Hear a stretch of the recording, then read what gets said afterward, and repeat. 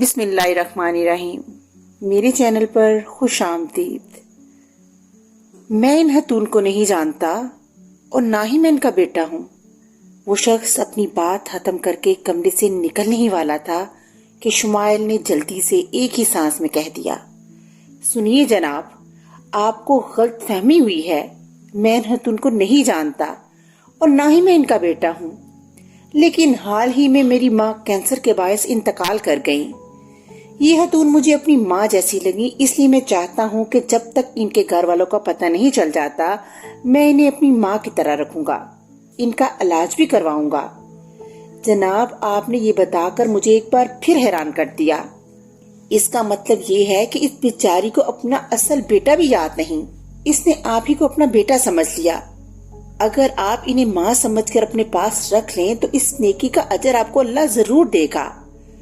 آج کل کے دور میں لوگ اپنے حقیقی والدین کو نہیں پوچھتے، تو آپ کا یہ بڑا پن ہے کہ اتنی بڑی ذمہ داری اپنے کندھوں پر اٹھانے کو تیار ہیں۔ جی بالکل، میرے لیے یہ خوشی کی بات ہوگی کہ میں اپنی ماں کی طرح ان کی خدمت کر سکوں۔ اس کے بعد انہوں نے مل کر چائے پی اور پھر وہ بوڑھی خاتون خوشی خوشی شمائل کے ساتھ چلنے کو تیار ہو گئی۔ کچھ دنوں کے بعد ہی شمائل کے گھر کا نقشہ بدل گیا۔ وہ گھر واپس آتا تو اس کو ساری چیزیں اسی طرح ملتی جس طرح اس کی والدہ ترتیب سے رکھا کرتی تھی۔ کھانا بھی وقت پر تیار ہوتا۔ شمائل بھی انہیں امی جان ہی کہتا تھا اور ان کی خوب خدمت کرتا۔ وہ کبھی کبھی یوں ہی اداس اور غمگین ہو جاتی، تب شمائل پوچھتا، امی جان خیریت تو ہے؟ آپ اتنی اداس کیوں ہو جاتی ہیں؟ مجھے بتاتی کیوں نہیں؟ کچھ نہیں بیٹا، بس ایسے ہی اکیلے ہونے کی وجہ سے پریشان ہو جاتی ہوں، لیکن میں آپ کے پاس شام کو آ تو جاتا ہوں۔ آپ کو اندازہ نہیں ہے کہ جب میں اپنی والدہ کے بعد تنہا ہو گیا تھا تو یہ گھر کس قدر بے رونق اور اداس معلوم ہوتا تھا۔ آپ کے آنے سے اس میں زندگی لوٹ آئی، اس لیے میں آپ کی صحت اور طویل عمر کے لیے ہر وقت دعا گو رہتا ہوں۔ میں آپ کو کھو کر دوبارہ اپنی زندگی کو دکھ اور اذیت میں نہیں ڈالنا چاہتا۔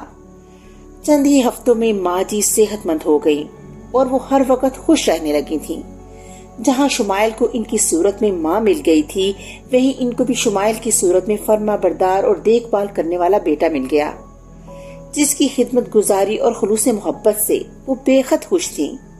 شمائل نہیں چاہتا تھا کہ اس کی بوڑھی خاتون کے گھر والے یہاں تک پہنچیں، اس لیے اس نے کبھی خاتون سے ان کے ماضی کے حالات نہ کریدے۔ البتہ وہ ان کی یادداشت کا باقاعدگی سے ایک بہت اچھے معالج سے علاج کروایا کرتا تھا، اور اب وہ کافی حد تک بہتر ہو گئی تھی اور گھر کے تقریباً سبھی کام خوش اسلوبی سے سر انجام دیتی تھی۔ کمپنی کے مالک نے ارسلان کو جب شمائل کی ماتحتی میں ملازمت کے لیے بھیجا تو شمائل خوشی خوشی دوسرے ہی دن اسے اپنے گھر لے گیا۔ وہیں پر اس کی ملاقات شمائل کی اس والدہ سے ہوئی اور اسے ایک لمحے کو بھی احساس نہ ہوا کہ شمائل کی اصل والدہ نہیں ہے۔ بعد میں جب اسے معلوم ہوا کہ شمائل نے اپنی ماں کے علاج معالجے کے لیے آفس سے باریک قرضہ وصول کیا اور اب باقاعدگی سے اتارنے کی کوشش کر رہا ہے، تو اس بات کو سمجھ نہ سکا تھا کہ شمائل کی ماں کینسر جیسے مرض کے بعد اتنی صحت مند اور تندرست کس طرح ہو گئی۔ دوسری جانب وحید صاحب کی اس بات نے بھی اسے حیرت میں ڈال دیا کہ شمائل کی والدہ کو فوت ہوئے چند ماہ گزر چکے ہیں اور تب اس نے آفس سے چھٹیاں بھی لی تھی، اگرچہ اس برانچ کو کافی نقصان کا سامنا بھی کرنا پڑا تھا۔ ارسلان سے رہا نہ گیا اور اس نے اپنی دانست میں شمائل کا بھانڈا پھوڑ دیا۔ وہی صاحب شک میں مبتلا ہو کر چند لمحوں کے لیے سوچ میں پڑ گئے۔ چند دنوں کے بعد ارسلان نے وحید صاحب کو راضی کر لیا کہ آپ خود یہاں آئیں اور اس برانچ کا حال احوال معلوم کیجیے۔ سچ ہے کہ جب ایک بار شک کا بیج کسی ذہن میں بو دیا جائے تو وہ جلد اگنے لگتا ہے اور گھنے درخت کی صورت اختیار کر جاتا ہے۔ رات کا وقت تھا، دروازے پر دستک ہوئی۔ شمائل نے دروازہ کھولا تو ہکا بکا رہ گیا۔ سامنے وحید صاحب ارسلان کے ساتھ کھڑے تھے۔ سر آپ؟ ارسلان کے دل میں لڈو پھوٹ رہے تھے۔ وہ لمحہ آ پہنچا کہ شمائل کی پول کھلنے لگی تھی اور ارسلان کو شمائل کا عہدہ مل جاتا۔ اپنی آمد کی پہلی اطلاع نہ دینے کا مقصد یہی تھا کہ کہیں شمائل اپنی والدہ کو کسی عزیز رشتہ دار کے ہاں نہ بھیج دے۔ شمائل نے خوشی سے دونوں کو اندر آنے کی دعوت دی اور پھر ان کی ہاتھ دروازہ میں مصروف ہو گیا۔ وحید صاحب نے ارسلان کی جانب مہنی ہیز نظروں سے دیکھا اور پھر شمائل کو مخاطب کر کے بولے، شمائل، مجھے تمہاری والدہ کے انتقال کا بہت افسوس تھا۔ میں کسی کام سے اس شہر میں آیا تو سوچا کہ دیکھتا چلوں تمہیں کوئی پریشانی تو نہیں۔ سر، میں آپ کے احسانات کا پہلے ہی بے حد ممنون ہوں۔ آپ نے ہر مشکل میں میرا ساتھ دیا۔ میری والدہ کی بیماری کا تمام عرصہ واقعی کٹھن تھا، مگر آپ نے میری ہر ضرورت کا خیال رکھا۔ میں آپ کا احسان ہرگز نہیں بھولوں گا۔ آپ مجھے ہمیشہ وفادار پائیں گے۔ ارسلان بولا، شمائل صاحب، جب آپ نے میری دعوت کی تھی تو تب آپ کی والدہ حیات تھی۔ شمائل مسکراتے ہوئے کہنے لگا، بس یہ قدرت کا کرشمہ ہے۔ خدا نے مجھے ایک بے یار و مددگار ماں سے ملوا دیا جس کو بیٹے کی ضرورت تھی اور مجھے ماں کی۔ یہ کہتے ہوئے اس نے باورچی خانے کی جانب منہ کر کے بلند آواز سے کہا، امی جان آئیے، میں آپ کو اپنی کمپنی کے مالک سے ملواؤں۔ شمائل کی والدہ چائے، نیمکو اور بسکٹ میز پر سجانے کے بعد وہیں صوفے پر بیٹھ گئیں۔ انہوں نے وحید صاحب کی جانب گور کر دیکھا۔ وحید صاحب تو پہلے ہی ٹھٹک گئے تھے۔ ارسلان نے ماں جی سے مخاطب ہو کر پوچھا، ماں جی، کیا شمائل آپ ہی کا بیٹا ہے؟ انہوں نے ایک نگاہ وحید پر ڈالی اور پھر مسکراتے ہوئے شمائل کو دیکھا اور کہا، ہاں، یہی تو میرا پیارا بیٹا ہے۔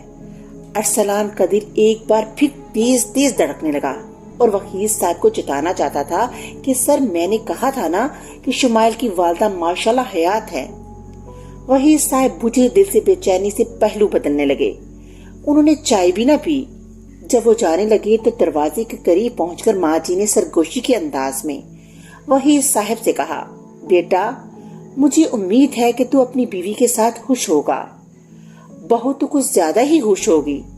میں نے تجھے شرمندگی سے بچانے کے لیے ان دونوں پر حقیقت نہیں ظاہر کی۔ ویسے بھی اب میں کبھی بھی اس گھر میں واپس نہیں آؤں گی جہاں سے مجھے دربدر کر دیا گیا تھا۔ میں نے تو صدمے کے باعث اپنی یادداشت ہی کھو دی تھی۔ بیٹے شمائل نے مجھے دوبارہ نئی زندگی بخشی۔ تو اپنی دنیا میں خوش رہ۔ مجھے وہ بیٹا مل گیا جسے میری ضرورت اور جس کے دل میں ماں کی قدر تھی۔ وحید صاحب ہاتھ ملتے ہوئے بے بسی کے عالم میں پرنم آنکھوں کے ساتھ وہاں سے رخصت ہوئے۔ آج ماں نے اپنے بیٹے کو دھتکار دیا تھا۔ ارسلان ان کے ہمراہ گاڑی میں بیٹھے ہوئے بولا، سر، آپ بالکل خاموش ہو گئے۔ آپ نے دیکھا کہ وہ خاتون کہہ رہی تھی کہ شمائل ان کا اصل بیٹا ہے، مگر شمائل کس قدر صفائی سے جھوٹ بول رہا تھا۔ مجھے تو بے حد حیرانی ہوئی تھی۔ سر، آپ کچھ پریشان ہیں؟ وحید صاحب کی آنکھیں آنسوں سے بری ہوئی تھیں، مگر اندھیرے میں ارسلان دیکھ نہ پایا۔ چند روز بعد شمائل کو وحید کی جانب سے ایک لیٹر موصول ہوا جس میں والدہ کے علاج کے لیے حاصل کردہ قرضہ معاف کر دیا گیا تھا اور اس کی تنخواہ بھی دگنی کر دی گئی تھی۔ شمائل اتنی مہربانی کے پیچھے راز کو کبھی نہ جان سکا۔ ادھر ارسلان اس معاملے کو اچھی طرح نہ سمجھ سکا کہ بازی کیسے پلٹ گئی، اور وحید صاحب نے بھی اسے کبھی اپنی اصل حقیقت نہ بتائی، اور اس طرح کہانی کا اختتام ہو گیا۔ اگلی کہانی کے ساتھ پھر ملوں گی، تب تک کے لیے اللہ حافظ۔